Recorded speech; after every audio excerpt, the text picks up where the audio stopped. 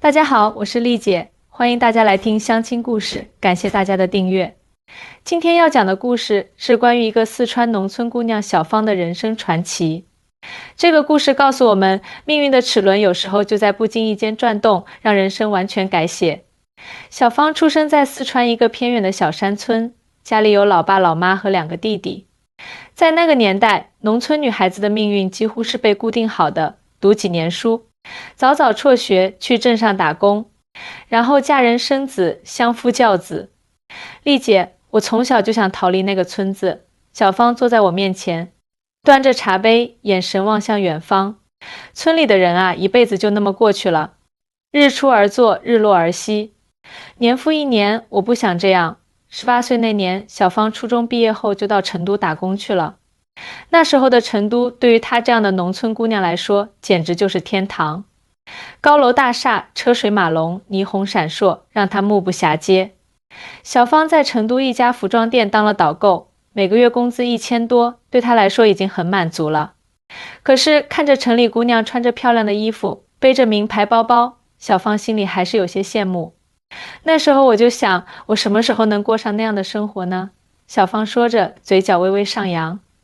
机会来得很突然。2009年，小芳在服装店遇见了一位客人，是个40岁左右的男人，穿着考究，说话有点不一样的口音。你好，请问这件衣服有没有其他颜色的？男人问道。有的，我们还有粉色和蓝色的，您稍等。小芳热情地回答。男人名叫阿伟，是从台湾来大陆考察投资的企业家。在接下来的几天里，阿伟每天都会来店里买一些东西，有时候甚至什么都不买，就是来和小芳聊天。那个台湾来的阿伟，他是不是对你有意思啊？同事打趣小芳，别瞎说，人家可是大老板，怎么可能看上我这个小店员？小芳脸红了。没想到1周后，阿伟真的向小芳表白了，还邀请她共进晚餐。小芳，我知道我们认识的时间不长，但我对你一见钟情。你愿意和我交往吗？阿伟在高档餐厅里直视着小芳的眼睛说。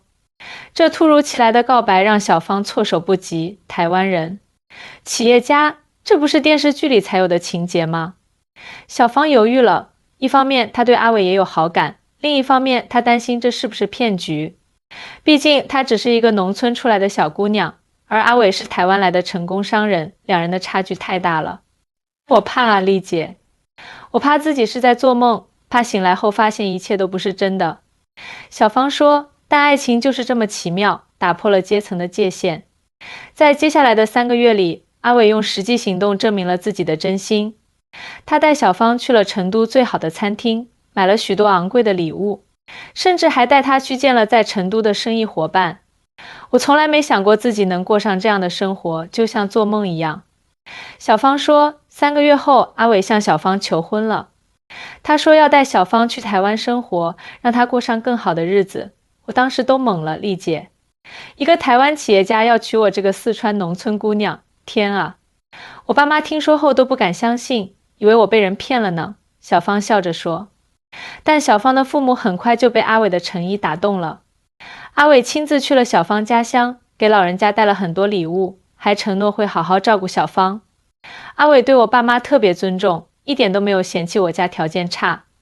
他还主动提出要给我家盖新房子，让我爸妈住得更舒服些。小芳回忆道。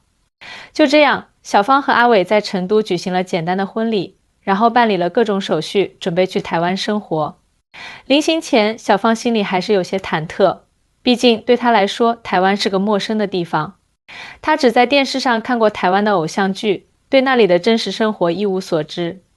我当时还以为台湾和大陆差不多，可能经济条件好一点，哪知道一下飞机我就傻眼了。小芳摇摇头，台北的繁华程度比我想象的要高出太多太多。2010年初，小芳第一次踏上台湾的土地。从桃园机场到台北市区的路上，小芳一直贴在车窗上，目不转睛地看着外面的景色。那种感觉就像是从黑白电视一下子跳到了彩色高清电视。小芳形容道，虽然台北的高楼没有上海那么高，但整个城市的规划、绿化、交通都让我感到很震撼。更让小芳震惊的是阿伟的家。那是位于台北信义区的一栋豪宅，300多平米，装修的典雅大气。从窗户望出去，还能看到台北地标101大楼。我第一次进他家门，腿都是软的。小芳说，我从来没想过自己有一天能住在这样的房子里。阿伟的家人对小芳的态度也出乎他的意料。他原以为会受到歧视，毕竟她是大陆来的农村姑娘。但阿伟的父母和兄弟姐妹都很热情地接纳了她。阿伟的妈妈第一次见我就拉着我的手说，小芳啊，欢迎你来到我们家，以后你就是我的女儿了。我当场就哭了。小芳回忆道，然而生活在台湾的最初几个月并不容易，语言是第一个障碍。虽然都说中文，但台湾的用语和口音与大陆有很大不同。他们说的好冷就是很棒的意思，三明治叫吐司，垃圾桶叫垃圾桶，一开始我都听不懂他们在说什么。小芳笑着说，文化差异也很明显。台湾人做事讲究礼貌和秩序，排队时不会插队，公共场所说话声音很小，开车会礼让行人。这些都是小芳需要适应的。刚去台湾那会儿，我在捷运上大声说话，阿伟的朋友老婆就轻轻拉了我一下，示意我小声点，我才知道原来在公共场合大声喧哗是不礼貌的。小芳说，另一个让小芳惊讶的是台湾社会的发达程度。在大陆的时候，她听说台湾比较穷，经济不如大陆发展的好。但实际生活后，她发现台湾的社会福利、医疗保障、教育水平都非常高。台湾的健保真的很好，看病特别方便，也不贵。小芳说，还有垃圾分类做得特别好，环保意识很强。大街上很少看到垃圾，空气质量也比成都好多了。最让小芳羡慕的是台湾的社会氛围，人与人之间的关系更平等，不管你是老板还是员工，都会相互尊重。女性的地位也很高，不会因为性别而受到歧视。在台湾，你不会因为出身农村就被人看不起，只要你努力就会得到尊重。小芳说，这一点让我特别感动。慢慢的，小芳适应了台湾的生活，她开始学习闽南语和繁体字，了解台湾的历史和文化，甚至还报名参加了烹饪班，学习台湾特色美食。阿伟对小芳的变化很满意，他经常带小芳参加各种社交活动，介绍她认识自己的朋友和商业伙伴。阿伟从来不会因为我是大陆农村出身而感到 embarrassed， 他甚至为我感到骄傲。小芳说，他总是说能娶到我是他的福气。随着时间的推移，小芳不仅适应了台湾的生活，还开始在事业上有了自己的追求。她发现台湾的手工艺品市场很有潜力，而她家乡的一些特色工艺品在台湾很受欢迎。在阿伟的支持下，小芳开始从四川进口一些手工艺品到台湾销售。开始只是小打小闹，但由于她对产品的挑选很有眼光，生意渐渐做大了。我开始只在网上卖一些小玩意儿，后来阿伟帮我在台北东区租了个小店面，专门销售我从四川带来的手工艺品和特产。小芳说，没想到生意特别好，很多台湾人都喜欢这些有大陆特色的东西。3年后，小芳的店已经发展成了一个小型连锁，在台北有3家门店。她不仅在经济上实现了独立，也在台湾社会找到了自己的位置。那时候啊，我真的觉得自己是全世界最幸福的女人。小芳说，有爱我的丈夫，有自己的事业，生活在一个美丽的城市，还能帮助家乡的人们增加收入。我感觉自己的人生圆满了。2013年，小芳和阿伟迎来了他们的第一个孩子，一个可爱的男孩，取名叫宇恒。当我第一次抱起宇恒的时候，我感觉自己的心都要融化了。小芳回忆道，眼睛湿润了。那一刻，我知道我的生命从此有了更重要的意义。有了孩子后，小芳的生活重心开始转向家庭。台湾的教育资源丰富，从幼儿园到大学都有完善的体系。小芳很早就开始为宇恒规划未来的教育路径。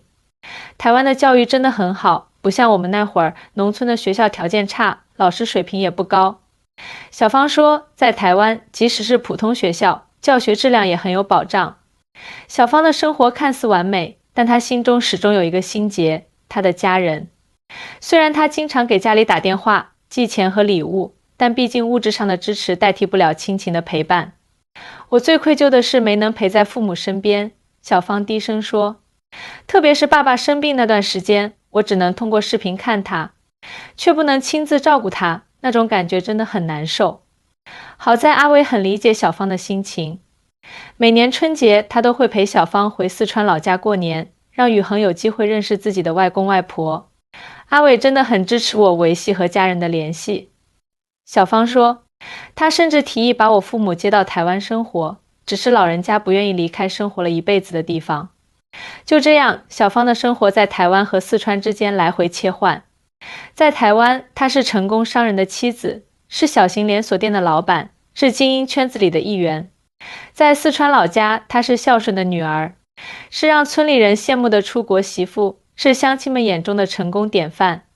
有时候我自己都恍惚，感觉像是在过两种不同的人生，小芳说。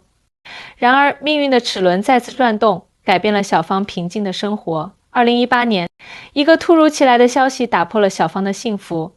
她的大弟弟在工地上出了意外，情况危急。我接到妈妈电话的时候，整个人都傻了。小芳回忆道，弟弟从脚手架上摔下来，头部受了重伤，医生说情况不乐观。小芳立刻买了机票回四川。到医院后，她发现弟弟的情况比想象的还要糟糕。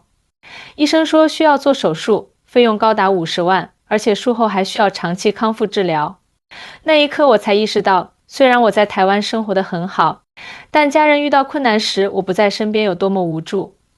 小芳说，小芳二话不说就承担了所有医疗费用。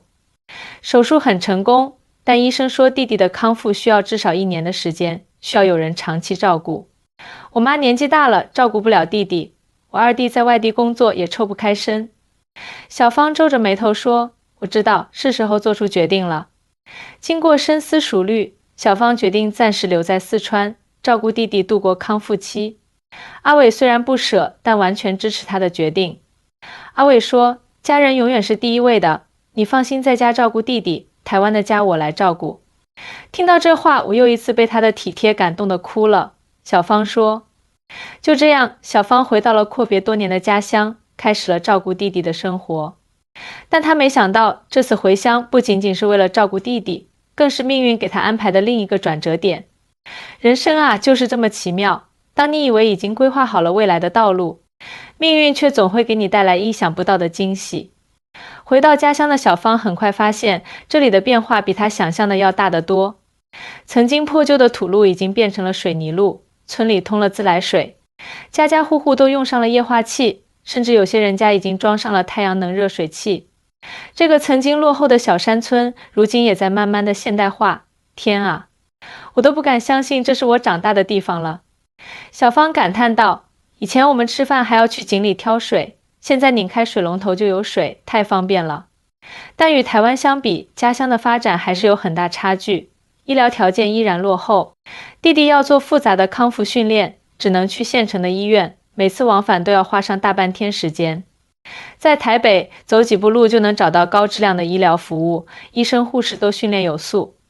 可是在这里，很多基础医疗资源都很匮乏。小芳叹了口气。教育资源的差距更是明显。小芳发现村里的孩子们虽然比她那个年代条件好了，但与台湾的孩子比起来，无论是学习环境还是教育理念，都还有很大差距。台湾的教育更注重培养孩子的创造力和独立思考能力，而不仅仅是死记硬背。小芳说，而我们村里的孩子还是把考试分数看得最重要。在照顾弟弟的日子里，小芳开始思考自己能为家乡做些什么。她有资金，有眼光，有在台湾积累的商业经验，也许可以为家乡的发展尽一份力。我不能只顾着自己过好日子，看着家乡的乡亲们还在为生计发愁。小芳下定决心，我要想办法帮助他们，机会很快就来了。一天，小芳在县城的医院陪弟弟做康复时，遇到了初中时的班主任李老师。小芳，真的是你吗？听说你嫁去台湾了，过得不错啊，李老师惊喜地说。两人寒暄后，李老师告诉小芳，他现在不仅是老师，还担任了村里的文化站站长，负责组织村民搞文化活动和手工艺品制作。我们村的竹编和刺绣很有特色，但就是没有销路，做出来的东西卖不出去，很多手艺人都放弃了，李老师遗憾地说。小芳眼前一亮，这不正是他在台湾做的生意吗？他的店铺就是销售四川特色手工艺品，而且很受台湾顾客欢迎。李老师，您能带我去看看这些手工艺品吗？小芳兴奋地问。第二天，小芳跟着李老师来到了村里的文化站，这里展示着村民们制作的各种手工艺品，精美的竹编篮子，栩栩如生的刺绣作品，独具特色的剪纸艺术。小芳被这些作品的精美程度震撼了，这些作品在台湾绝对能卖出好价钱。小芳脱口而出，台湾人很喜欢这种有文化底蕴的手工艺品，而且愿意为此付出相应的价格。李老师听后很兴奋，真的吗？那你能帮忙把这些作品带到台湾去卖吗？当然可以。不仅如此，我还想做得更系统一些。小芳开始分享她的想法，我可以在村里建立一个合作社，组织有手艺的村民统一生产，然后我负责在台湾销售，利润大部分返还给村民。就这样，小芳的家乡计划开始了。她投入了自己在台湾积累的部分资金，在村里成立了蜀乡工艺合作社。她邀请村里的手艺人加入，提供技术指导和品质标准，确保产品能符合台湾市场的需求。我把台湾消费者的喜好和审美标准告诉大家，让大家的作品更有市场竞争力。小芳说，同时我也希望保留作品的传统特色，这正是他们的价值所在。小芳还特意从台北带来了专业相机，为每件作品拍摄精美照片，建立了网上销售平台。她利用在台湾积累的人脉和资源，很快就为这些手工艺品打开了销路。刚开始只是在我自己的店铺销售，后来有台湾的大型百货公司看中了这些产品，邀请我们入驻他们的文创专区。小芳骄傲地说，短短几个月，合作社的产品销售额就突破了60万人民币。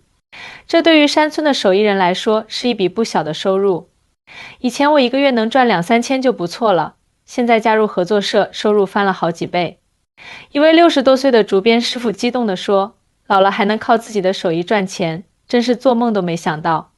小芳的成功引起了当地政府的关注，县里的领导找到他，希望他能扩大合作社的规模，带动更多村民增收。我们可以提供场地和政策支持，你来负责运营和销售。县领导说，这是一个双赢的合作，小芳同意了。在政府的支持下，合作社很快扩展到周边几个村，吸收了更多手艺人加入。产品种类也从最初的竹编、刺绣扩展到了陶瓷、木雕等多个门类。我没想到这么多人对传统手工艺还有兴趣，小芳感叹道。很多年轻人放弃这门手艺去城里打工了，现在看到能靠手艺赚钱，又重新回来学习了。合作社的成功不仅带来了经济收益，还激活了当地的文化自信。村民们开始重新重视传统手工艺，年轻一代也开始对传统文化产生兴趣。以前我们觉得这些老手艺没用，现在才知道原来他们这么值钱。一位年轻村民说，我现在跟着我爷爷学竹编，希望能把这门手艺传承下去。小芳的家乡计划得到了阿伟的全力支持，虽然两地分居让他们的生活有些不便，但阿伟经常飞到四川来看望小芳和他的家人，同时也为合作社提供各种建议和资源。阿伟比我还热心这个项目呢，小芳笑着说。他帮我联系了台湾的设计师，为我们的产品设计新的包装和宣传材料，让产品更有市场竞争力。随着合作社的发展，小芳发现她需要更系统地学习企业管理和市场营销知识。于是她开始在网上报名参加各种商业课程，利用照顾弟弟的空闲时间学习。人真的是活到老学到老啊！小芳感叹道，我都30多岁的人了，还跟个学生似的天天上课做笔记。弟弟的康复情况也在逐渐好转。1年后，他已经能够自己行走，虽然还有些不太灵活，但已经能够照顾自己的基本生活了。谢谢你，姐，如果不是你，我可能现在还躺在床上。弟弟感激地说，傻瓜，我们是一家人，这有什么好谢的？小芳摸着弟弟的头说，眼看弟弟的情况好转，按照原计划，小芳应该回台湾了。然而，合作社的事业正在蓬勃发展，小芳发现自己还舍不得离开。我感觉自己在做一件很有意义的事情，不仅是为了赚钱，更是在帮助家乡的人们改变生活。小芳对阿伟说。阿伟完全理解小芳的想法，如果你觉得这里需要你，那就多留一些时间。家里有我和保姆照顾，你不用担心。”就这样，小芳的回乡之旅从最初的照顾弟弟，演变成了一场改变家乡面貌的创业之旅。然而，随着合作社规模的扩大，问题也开始显现。一些村民对利润分配不满，认为小芳拿走了太多。有的手艺人为了赶进度，开始偷工减料，影响产品质量。甚至有人开始模仿合作社的模式，自己单干，扰乱了市场秩序。我真没想到会这么复杂。小芳叹气道：“我以为大家都能理解我的初衷，结果还是出现了这么多问题。”面对这些挑战，小芳并没有退缩。她召集合作社所有成员开会，公开透明地展示了每件产品的成本、售价和利润分配情况，让大家明白自己并没有多拿钱。我投入了资金、时间和资源，承担了销售和管理的风险，当然应该得到相应的回报。但我从来没有想过要占大家的便宜，小芳真诚地说。对于产品质量问题，小芳建立了严格的检验制度，不合格的产品一律退回重做，并且扣除相应的报酬。这一做法虽然在短期内引起了一些不满，但长期来看保证了合作社产品的品质和声誉。宁可少赚钱，也不能砸了招牌。小芳坚持道，一旦顾客对我们的产品失去信任，想再挽回就难了。至于市场竞争，小芳采取了开放的态度。她邀请那些单干的手艺人来参观合作社，了解集体合作的好处，同时也学习他们的创新之处。竞争不是坏事，它能促使我们不断进步。小芳说，但恶性竞争对谁都没好处，我们应该尝试合作共赢。经过一番努力，合作社的问题逐渐得到解决，发展也步入了正轨。到2020年，合作社已经发展成为当地最大的手工艺品生产和销售组织，年销售额达到了300多万人民币，带动了200多名村民就业。小芳也因此获得了县里的乡村振兴先进个人称号，她的故事被当地媒体广泛报道，成为返乡创业的典范。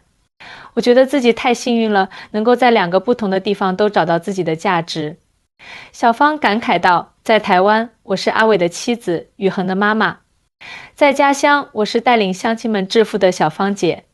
这2种身份都是我人生不可或缺的一部分。随着合作社的稳定发展，小芳开始考虑回台湾的事情。毕竟她的丈夫和儿子在那里，她不能永远两地分居。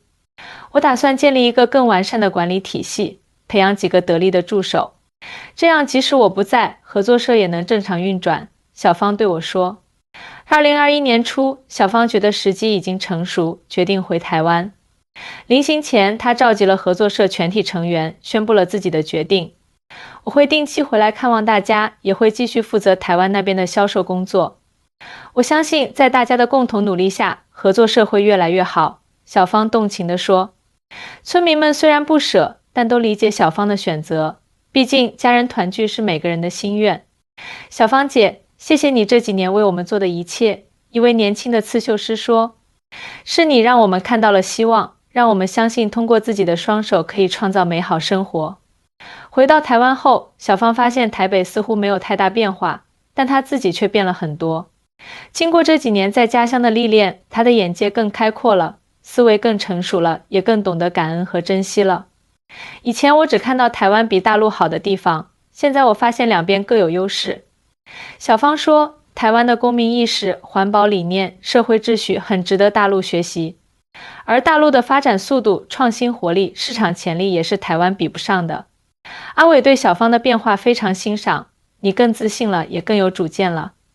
他笑着说，我感觉自己娶了2个不同的你，都很棒。小芳和宇恒的重聚也非常感人。10岁的宇恒已经是个懂事的小男孩了，他对妈妈说的第一句话是，妈妈，我很为你骄傲。那一刻，我觉得所有的付出都值得了。小芳眼含泪水地说。回到台湾后，小芳并没有放弃合作社的事业。她在台北成立了专门销售合作社产品的公司蜀香工艺，聘请专业经理人负责日常运营，自己则负责总体战略和市场拓展。我想把两地的优势结合起来，让台湾的设计理念和市场经验与四川的传统工艺结合，创造出更有价值的产品。小芳说。小芳还开始关注更广泛的社会议题，尤其是两岸文化交流和农村发展。他经常参加各种论坛和讲座，分享自己的创业经历和对两岸关系的看法。我希望通过自己的故事，让更多人了解两岸的真实情况，消除偏见和误解。小芳说，无论是台湾人还是大陆人，我们都是炎黄子孙，都有着共同的文化根源。如今的小芳已经不再是那个从四川农村走出来的懵懂少女，而是一个成功的企业家，幸福的母亲，受人尊敬的社会活动家。她的人生经历就像一部励志电影，告诉人们命运可以被改变，梦想可以被实现。我最大的收获不是物质上的富足，而是精神上的充实。小芳告诉我，我发现自己的价值不在于嫁给了谁，住在哪里，而在于我能为他人创造多少价值，能为社会带来多少正能量。丽姐说，一个人的成功从来不是孤立的，在你获得幸福的同时，也别忘了回馈社会，帮助那些需要帮助的人，这样你的人生才会更加圆满和有意义。好了，今天的相亲故事就到这里，我是丽姐，我们下期再见啦。